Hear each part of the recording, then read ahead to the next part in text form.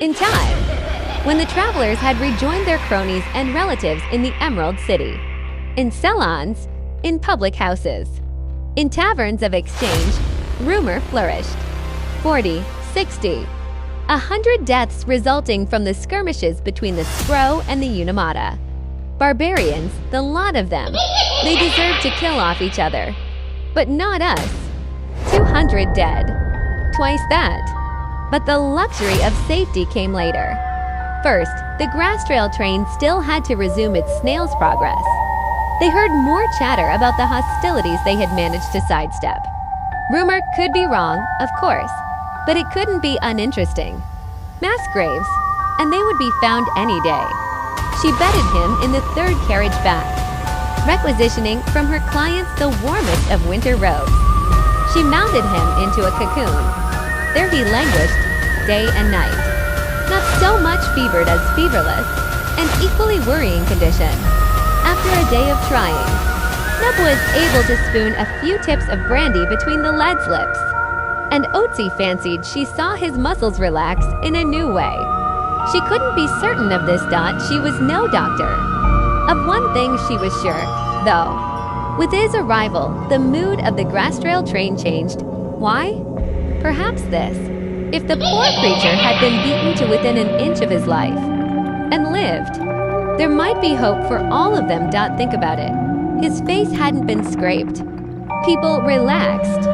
The nasal buzz of prayers around the supper campfire gave way to a quieter mood. Song returned in time. We'll make it. We deserve to. The privilege of life has been accorded us. See? We've been saved. Must be for a reason. Spine straightened. I grew bright and moist in a rapture of gratitude at the plan of the unnamed god. Another week and they had rounded the landmark rocks that marked it there. You turn north. And they left behind them in the disappointments the greatest threat of ambush. In this month of Somerset, the wind flicked the strands of oscar in the forest that grew between the lakes. Squirrels spilled nuts on the skarkskin.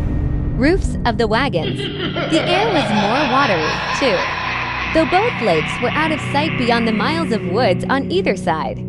As the oak hair forest thinned and they reached the shale shallows, the shady surround and homely walls of an old settlement solidified. In the middle of walnut-colored fields. The first stone building they'd seen in 6 weeks. Despite its steep, aggrieved gables and pinched-out buildings, despite its battlement defenses, nothing, not even the Emerald City, could seem more welcome a sight just then. The cloister of Saints Glinda. They buzzed how holy it appears. The monks who lived within were divided into ranks. Some took vows of silence and lived cloistered.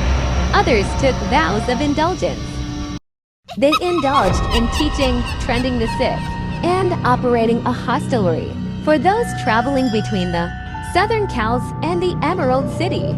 So the broad carved doors were swung open when the grass trail train pulled up. The welcoming committee, a band of 3 middle-aged monks with starched collars and bad teeth, stood at attention. They greeted Otzi with frosty politeness.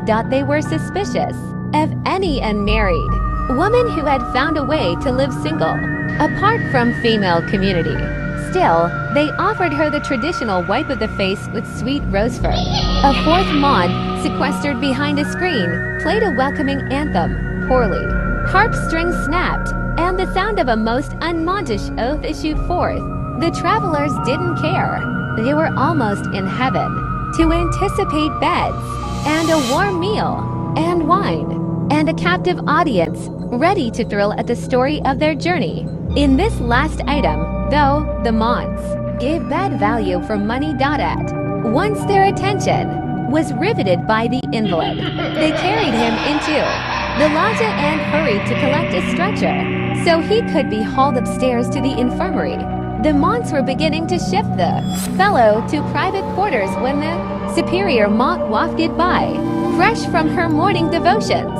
She greeted Otzi Manglehand with the least of nods, and glanced upon the broken lad for a moment. Then she waved her hands. "Remove him," she said to Otzi. "We know him. We know this one. "You do," said Otzi, "if my memory hasn't begun to fail me." The superior Maud continued, "You should know him as well. You took him from us some years ago. 15, was it? 20?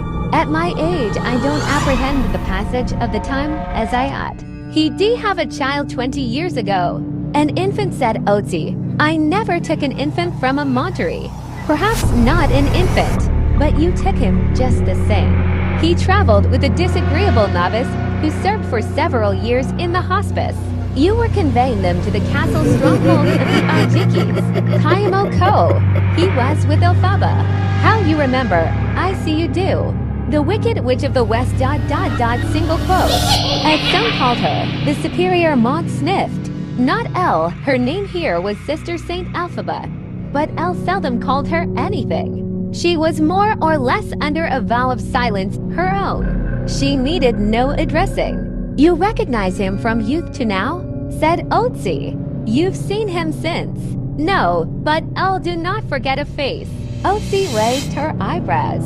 "I have seen so few faces," explained the superior. "Maud, we will not talk now. I must have Sister Doctor here to look the boy over. What was his name?" The superior Maud vanished without answering. By nightfall, as Otzi's clients finished their nightcaps, the next generation of rumors was launched. The man-child was the Emperor's confessor. He was a brigand trafficking in the sex trade. He spoke in the voice of a loon, except for a single rib. The man-child had broken every bone in his body. Many of the rumors were contradictory, which in the aggregate made them all more amusing.